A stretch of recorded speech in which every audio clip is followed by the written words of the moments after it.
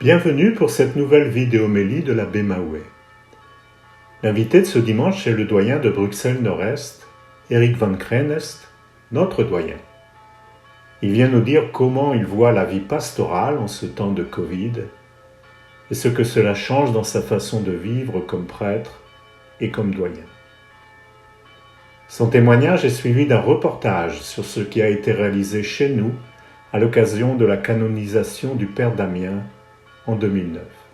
Une messe télévisée en Eurovision le 1er novembre, avec le chant Damien composé et interprété pour la première fois par Théo Mertens, et le pèlerinage organisé par la paroisse sur les traces belges du Saint-Père Damien à Trémelot et à Leuven. Bonne célébration. Bonjour. Plusieurs rendez-vous au sommaire de cette vidéomélie de cette semaine. On vous l'a dit, d'abord un temps de prière à l'écoute de la parole de Dieu, c'est le temps de l'évangile et de l'homélie. Ensuite, un temps d'information et de réflexion. Ce sera avec l'abbé Eric van Krenest, le doyen de Bruxelles-Nord-Est, pour essayer de nous dire comment vivre la foi et la paroisse en ce temps de crise et de pandémie. Et enfin, un temps de mémoire, de fête, pourrait-on dire, de redécouverte de l'actualité du Père Damien. Et ce sera la dernière partie de notre vidéomélie. Alors nous commençons par l'Évangile, bien sûr, l'Évangile de ce 32e dimanche du temps ordinaire dans l'Évangile selon saint Matthieu. En ce temps-là, Jésus disait à ses disciples cette parabole. Le royaume des cieux est comparable à 10 jeunes filles invitées à des noces qui prirent leurs lampes pour sortir à la rencontre de l'époux. 5 d'entre elles étaient insouciantes et 5 étaient prévoyantes. Les insouciantes avaient pris leurs lampes sans emporter d'huile, tandis que les prévoyantes avaient pris avec leurs lampes des flacons d'huile. Comme l'époux tardait, elles s'assoupirent toutes et s'endormirent. Au milieu de la nuit, il y eut un cri « Voici l'époux, sortons à sa rencontre !» Alors toutes ces jeunes filles se réveillèrent et se mirent à préparer leurs lampes. Les insouciantes demandèrent aux prévoyantes « Donnez-nous de votre huile, car nos lampes s'éteignent. » Les prévoyantes leur répondirent « Jamais cela ne suffira pour nous et pour vous. Allez plutôt chez les marchands, vous en achetez. » Et pendant qu'elles allaient en acheter, l'époux arriva. Celles qui étaient prêtes entrèrent avec lui dans la salle de noces, et la porte fut fermée. Plus tard, les autres jeunes filles arrivèrent à leur tour et dirent « Seigneur, Seigneur, ouvre-nous. » Il leur répondit « Amen, je vous le dis, je ne vous connais pas. Veillez donc, car vous ne savez ni le jour, ni l'heure. » Acclamons cette parole de Dieu.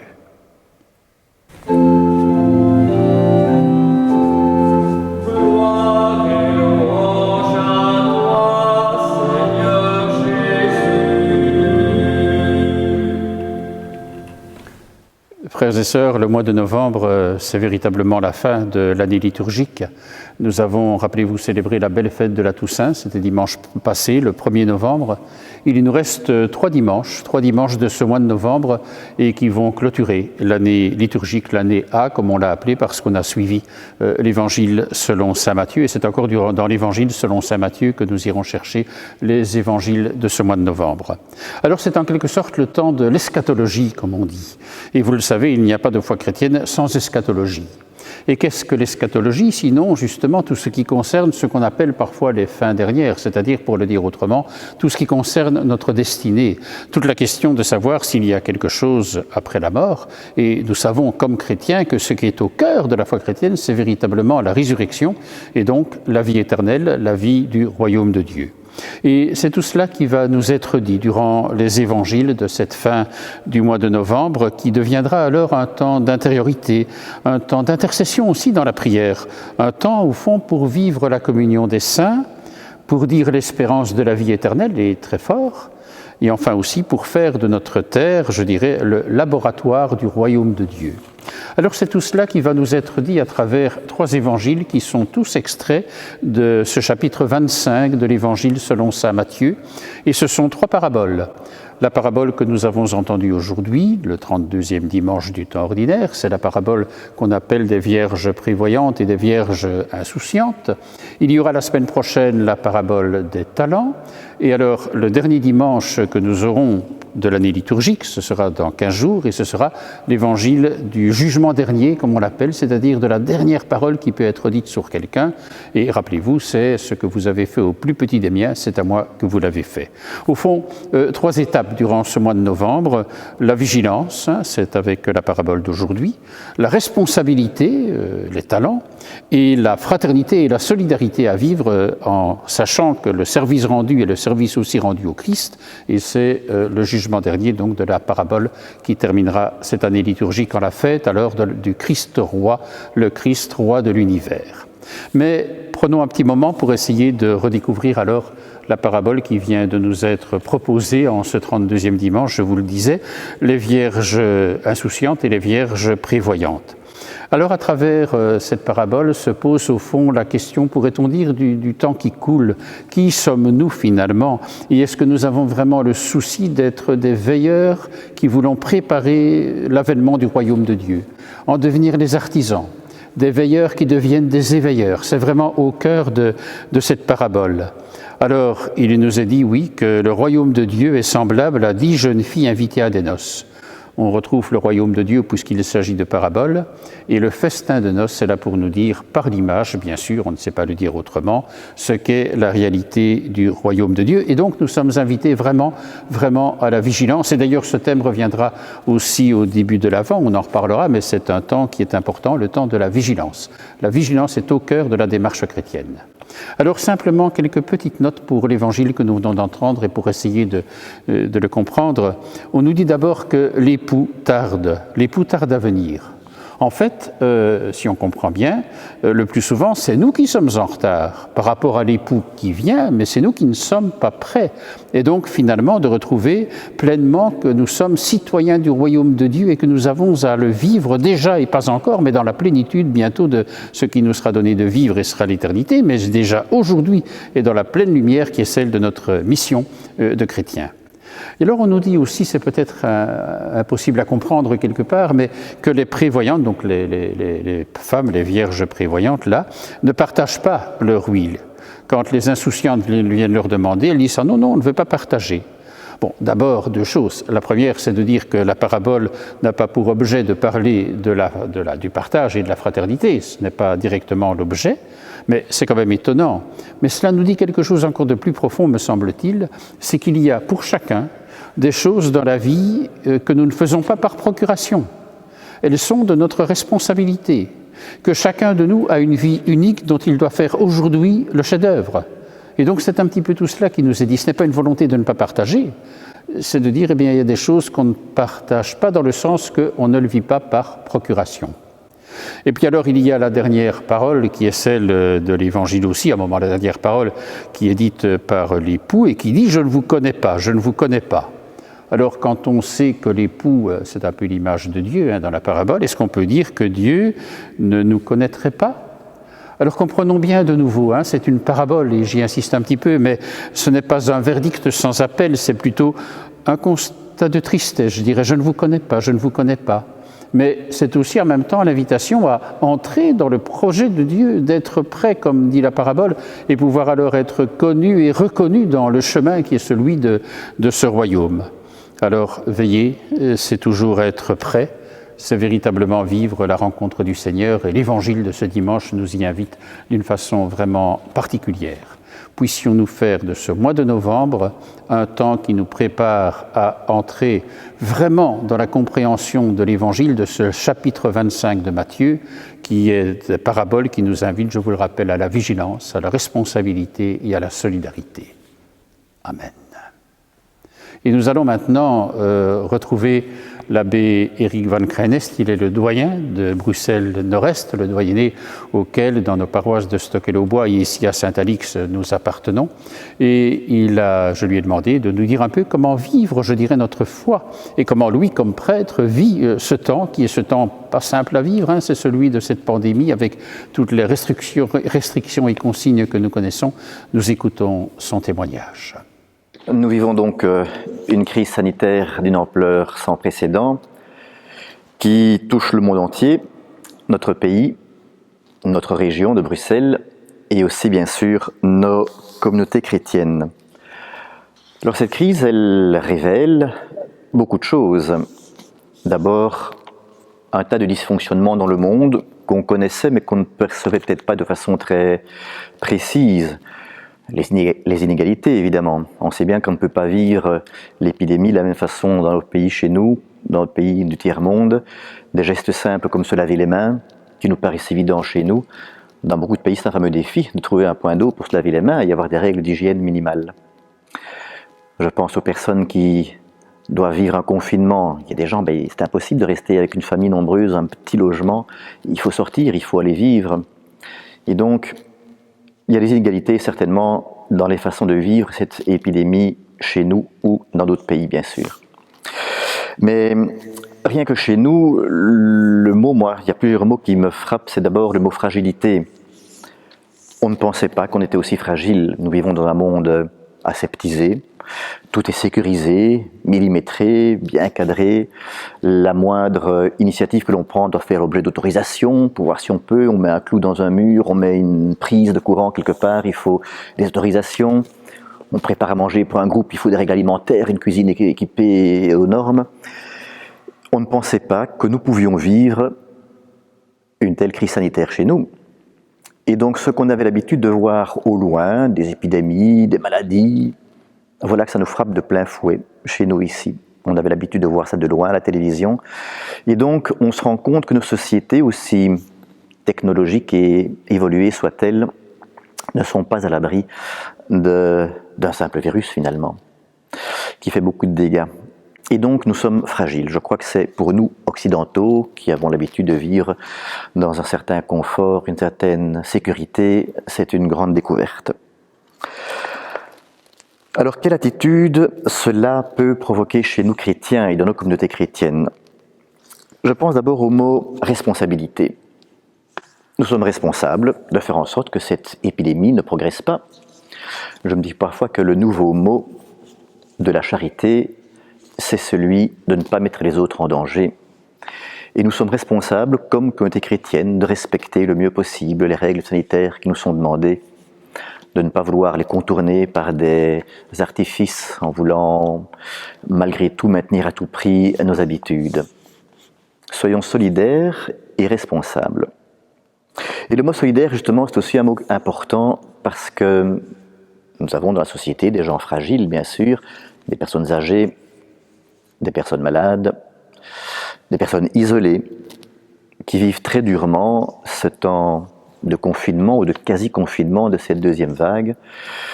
Des gens qui ont l'habitude de se rencontrer, d'avoir des relations, tout à coup, tout cela disparaît, se retrouvent seuls face à elles-mêmes.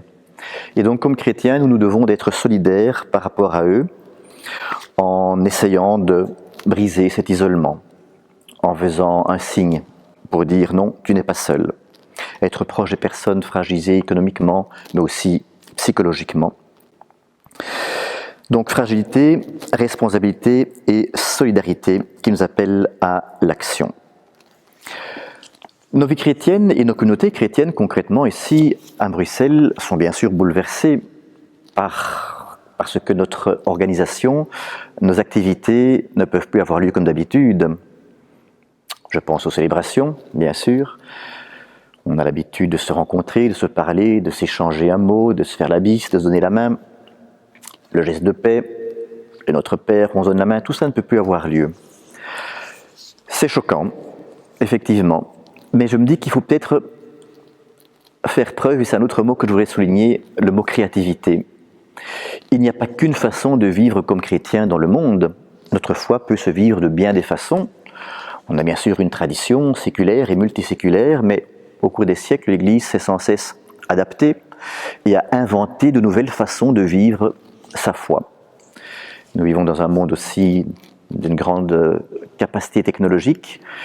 On peut se relier les uns aux autres, non pas physiquement, mais en tout cas par d'autres médias. Alors les réseaux sociaux, bien sûr, portent le meilleur et les pires des choses, donc il faut toujours être prudent. Mais ça peut aussi, malgré tout, être pour nous une occasion unique de recréer des liens autrement. Soyons créatifs.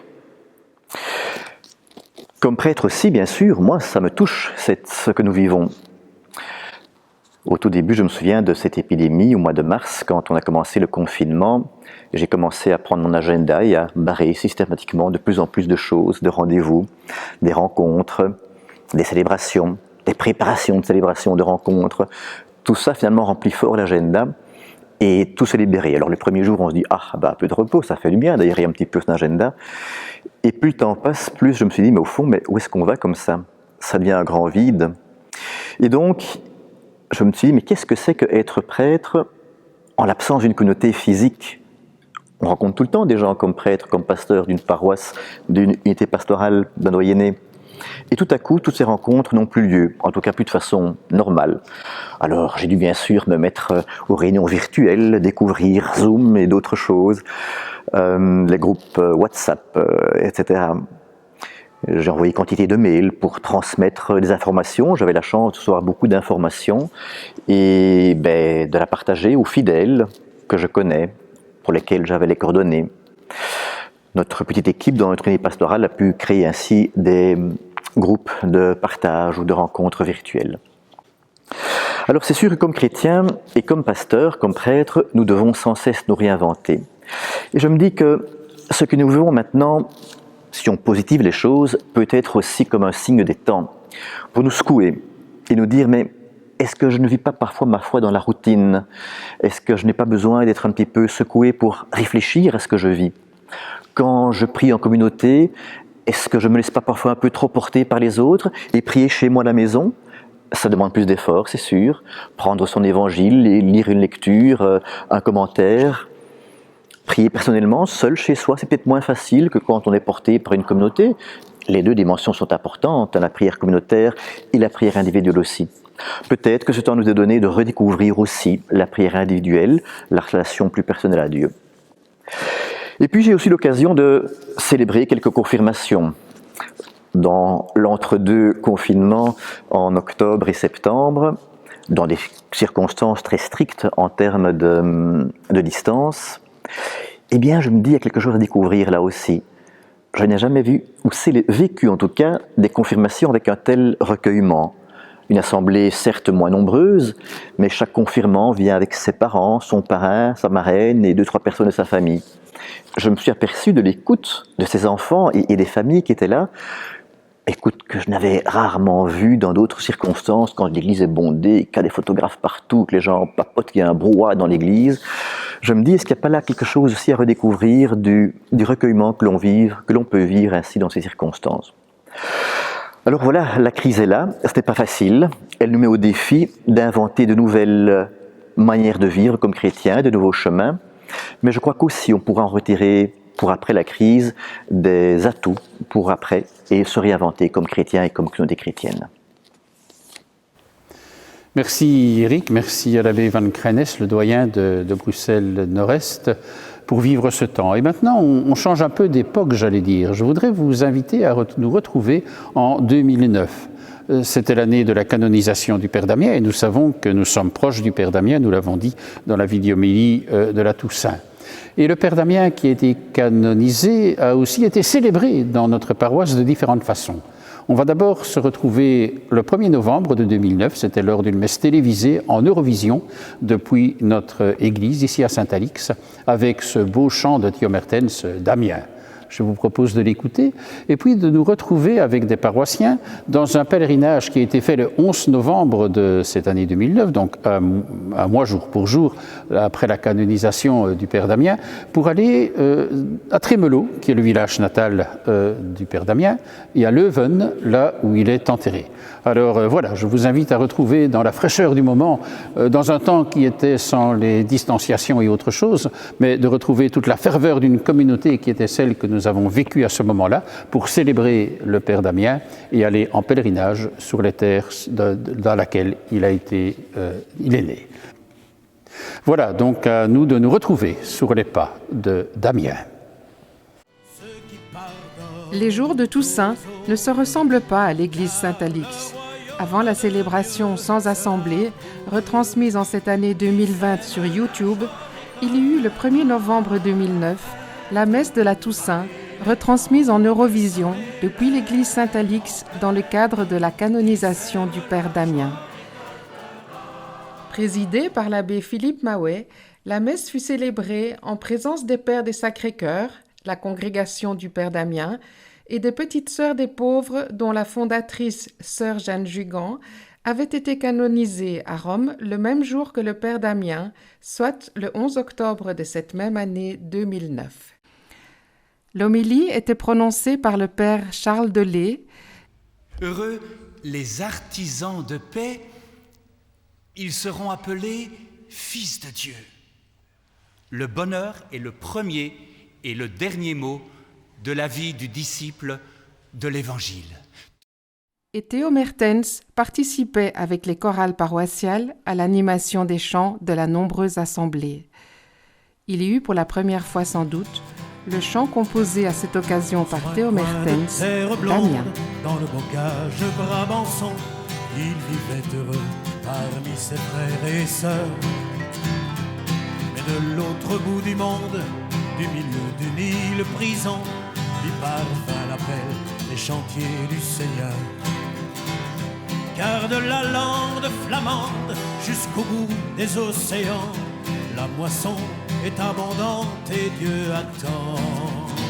De Trémolo à Kalawao, la route est longue, longue et tangue le bateau. Le temps est beau pour les semailles, c'est Dieu qui t'a choisi, Damien de Molokai. Avec le cœur à l'ouvrage, comme un ouvrier de chez nous, il devint tour à tour maçon, charpentier, et redonnait du courage à ce pauvre peuple à genoux, rejeté, mis au banc de la société. Il se donnait corps et âme pour venir à leur secours, sachant que Dieu le protégerait toujours. De Trémelo à Kalawao, la route est longue, longue et tangue le bateau. Le temps est beau pour les semailles, c'est Dieu qui t'a choisi, Damien de Molokai. Il était tout comme un père, soucieux du bien de ses enfants, les aimant et connaissant chacun d'entre eux. Et quand montaient les prières de ce lieu en dehors du temps, se joignant à eux disait, nous les lépreux. Partageant les joies, les peines, les naissances et les deuils, lui l'exemple vivant de la charité. De Trémelo à Kalawao, la route est longue, longue et tangue le bateau. Le temps est beau pour les semailles, c'est Dieu qui t'a choisi, Damien de Molokai. Malgré les paroles amères et en dépit des jalousies, Damien offrit sa vie jusqu'à la mort. Les mois, les années passèrent et son œuvre n'est pas finie. Partout des hommes et des femmes luttent encore. Que le mal s'appelle lèpre, sida, chômage, exclusion, la souffrance humaine porte plusieurs noms. De Trémelo à Kalawao, la route est longue, longue et tangue le bateau. Le temps est beau pour les semailles, c'est Dieu qui t'a choisi, Damien de Molokai.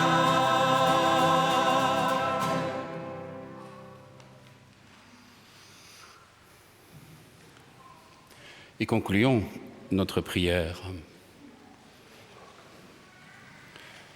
Plein de reconnaissance pour cette Eucharistie, nous te prions encore, Seigneur. Apprends-nous, dans la communion à ce mystère, le vrai sens des choses de ce monde et l'amour des biens éternels. Nous te le demandons par Jésus, le Christ, notre Seigneur. Amen. Le Seigneur soit avec vous. Et avec votre esprit. Frères et sœurs, c'est Dieu lui-même qui est la gloire des saints, leur gloire et leur bonheur, et c'est lui qui veut nous donner part à leur fête, qu'il vous bénisse encore et toujours. Amen. Qu'il vous bénisse en vous offrant leur aide, afin que vous puissiez vous donner davantage à son service et à celui de vos frères et sœurs. Amen. Toute l'Église est heureuse de savoir beaucoup de ses enfants dans la paix du ciel, et c'est là que Dieu vous attend. Amen. Que Dieu Tout-Puissant d'amour nous bénisse et nous garde, le Père, le Fils et le Saint-Esprit. Amen. Allons, dans la paix et la joie du Christ, nous rendons grâce à Dieu. Tout homme est un frère, tout homme est né de Dieu, fils de Dieu, enfant d'un même Père,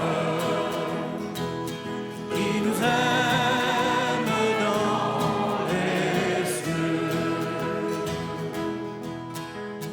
Ouvre nos yeux aux mal-aimés, aux méconnus, aux oubliés.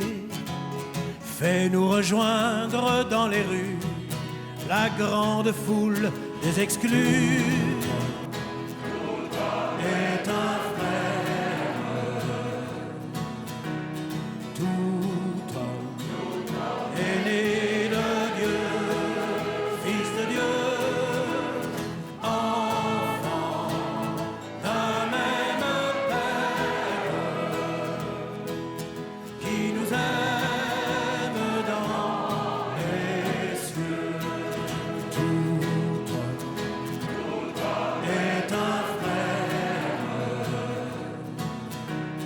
tout homme est né de Dieu, fils de Dieu, enfant d'un même Père, qui nous aime dans les cieux.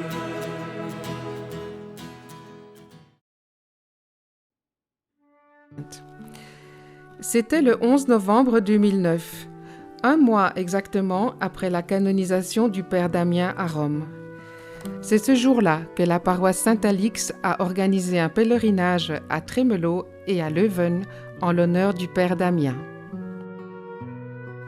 Tôt le matin, 2 cars étaient stationnés à l'arrière de l'église Saint-Alix pour accueillir et conduire la centaine de pèlerins ayant décidé de participer à cette journée de prière et de rencontre avec l'apôtre des lépreux. Première étape de ce pèlerinage, ce fut Trémelo, le village de naissance de Joseph de Veuster, en 1840 dans le Brabant flamand. Ce fut d'abord la célébration de l'Eucharistie par l'abbé Philippe Maouet, suivi d'un exposé sur la vie et la spiritualité du Père Damien qu'il fit dans la chapelle du mémorial de Trémelo.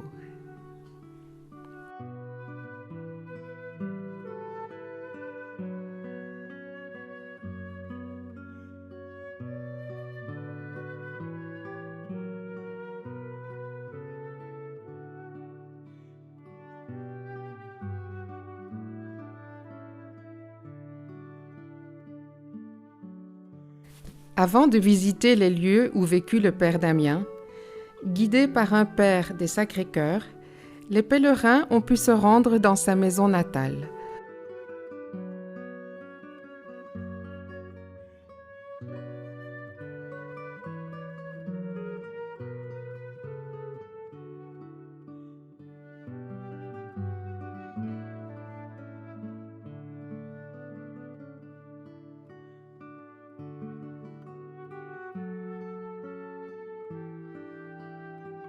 On y a pu y découvrir la simplicité des lieux, mais surtout une nouvelle proximité avec le Père Damien.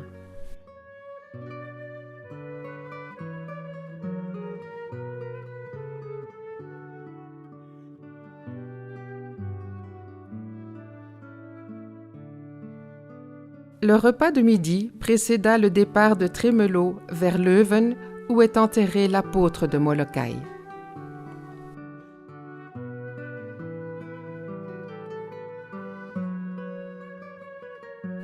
Une courte marche a permis aux pèlerins de Saint-Alix de rejoindre l'église des Pères des Sacrés-Cœurs de Leuven, où se trouve le tombeau de Joseph de Veuster. Après un temps de prière animé par l'abbé Philippe Maouet, ce fut l'hommage des pèlerins à celui qu'on appelle parfois le plus grand Belge de tous les temps.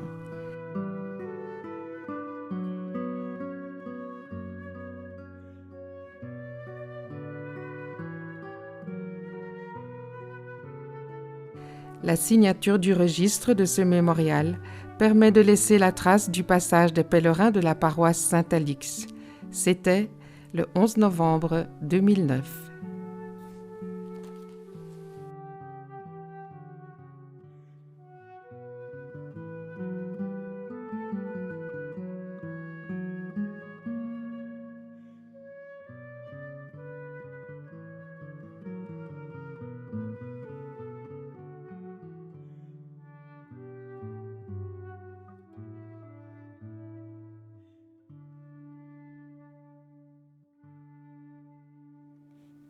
Voilà donc à nous de nous retrouver sur les pas de Damien. Merci de nous avoir suivis sur cette terre du Père Damien dans notre pays, là où il est né, à Tremelo, là où il est enterré, à Leuven, et que cette belle célébration puisse nous inspirer dans notre façon d'être proches en paroisse et bien sûr plus largement de la réalité, de la spiritualité du Père Damien, du Saint-Père Damien. Je voudrais vous signaler que le dimanche 29 novembre, nous retransmettrons la messe de 9h30 le dimanche depuis notre église Saint-Alix en direct sur YouTube, comme nous l'avons fait le 1er novembre. Pourquoi le 29 novembre? Parce que c'est le début de la nouvelle année liturgique, c'est le début du temps de l'Avent. Et nous voulons marquer ce temps comme nous l'avons fait pour la Toussaint. Et puis nous verrons comment pouvoir rejoindre finalement la réalité de ce que nous vivons pastoralement parlant. Rappelez-vous ce que disait l'abbé Van Krenest au cœur de cette pandémie et des questions qui nous sont réellement posées. Nous concluons par la prière. Dieu qui est bon et tout-puissant d'amour, éloigne de nous tout ce qui nous arrête, afin que, sans aucune entrave, ni d'esprit, ni de corps, nous soyons libres pour accomplir ta volonté. Nous te le demandons par Jésus-Christ, ton Fils, notre Seigneur et notre Dieu, qui vit avec toi, Père et l'Esprit Saint, pour les siècles des siècles. Amen. Oui, vraiment, le Seigneur est avec vous et puissions-nous redécouvrir sa présence au cœur de ce confinement. Et qu'en sa tendresse, le Seigneur nous bénisse et qu'il nous garde, lui qui est Père, Fils et Saint-Esprit. Amen. Restons dans la paix du Christ et je vous souhaite un bon dimanche, une bonne semaine d'ici notre prochaine vidéomélie.